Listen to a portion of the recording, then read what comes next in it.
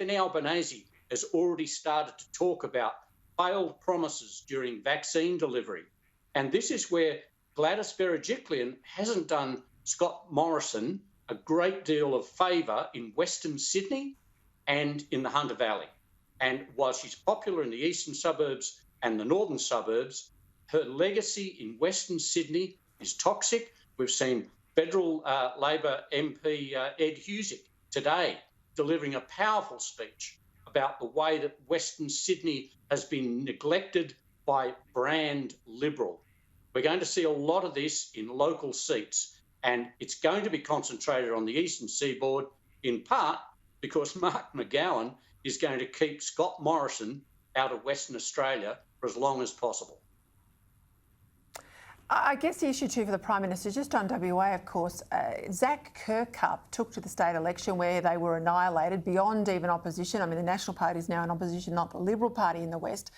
But they were annihilated because he took to the election and was smashed the very same environmental policy that Scott Morrison now has. Now, I can't see that's going to be a winner in the West. Not easy for Labor either, but it makes the PM's job of that hold position in Western Australia harder. And going back to the issue in the Hunter, of course, at that recent state New South Wales by-election, we had a 21% swing to One Nation. They're going to capitalise on that in the Hunter. Now, some of those votes won't go to Labor, sure, but where the coalition, I think 6 months ago, would have thought they were in with a chance in Shortland and Patterson, I think that's more problematic, and the winners there will be minor parties, as you say, like One Nation. So it'll come down to how well they can sandbag along the east and maybe pick up some seats there in New South Wales.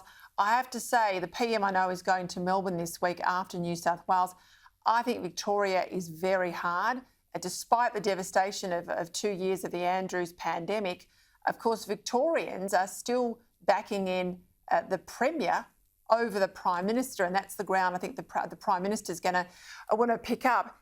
Go to this issue of the safeguard mechanism. It's a cap, a regulatory cap on companies that make significant emissions. It could be an opportunity for the Prime Minister. Let's have a listen to a bit of a fight that went on today about this particular issue.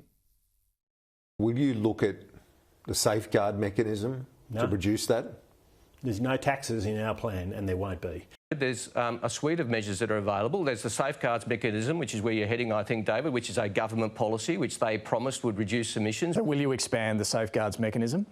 Well, I'm not announcing safeguards policy on your show this morning, David. It's my melancholy duty to inform you. I mean, the Labor Party is against the Kurri Kurri gas-fired power station.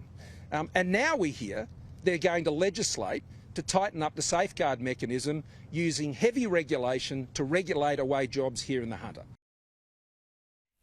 Now, I know it's a complex policy nuance, but already you could see with Angus Taylor there and the Prime Minister, they're distilling it into basically a tax. So do you think that's an opportunity that the PM can smell today? Well, I don't think there's any doubt about that, Peter. And let's remember, it was Tony Abbott who introduced the cap. It was Tony Abbott who succeeded in campaigning against getting rid of the carbon tax. And now it is Angus Taylor and Scott Morrison who are saying technology, not taxes. That is their mantra on climate change. In the Hunter, Scott Morrison is able to point to on-the-ground examples. And this is the problem that Labor has. It's not just the Kurri Kurri plant. It is other projects which Labor has opposed. And it's also funding from ARENA, which Labor continues to join the Greens in the Senate to oppose this funding. Now, these are things for projects which are green projects and which, in fact, Labor supports. But they are locked in with the Greens to oppose this. So this is where the stuff on the ground is going to count. Not so much the net zero by 2050, it's the stuff on the ground, the Kurri Kurri plant in the Hunter.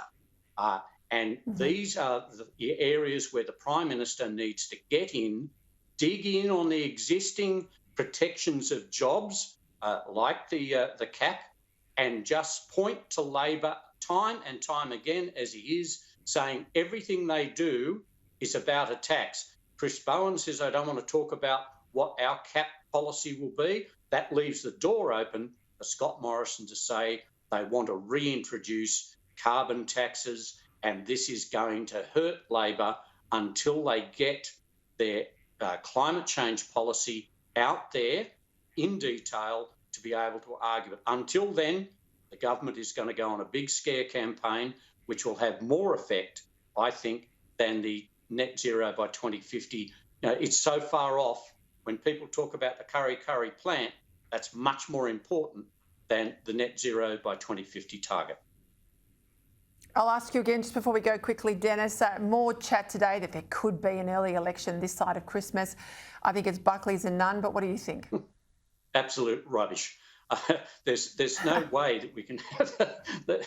It's just not physically possible. I think that as all along, the Prime Minister has been aiming to have an election next year. Of course, he's thought about it.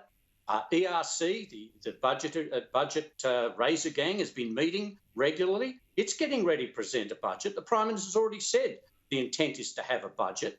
So the key is you have a budget in April, and then you go straight to an election, and that election is in May. And this is when the economy will be rebounding. We know that in March, the beginning of March, that's when the government will get the December quarter, this huge boost to spending we're going to see over Christmas. That's when it will materialise at the beginning of March, when they're in the beginning, of the pre-budget and pre-election, real election campaign.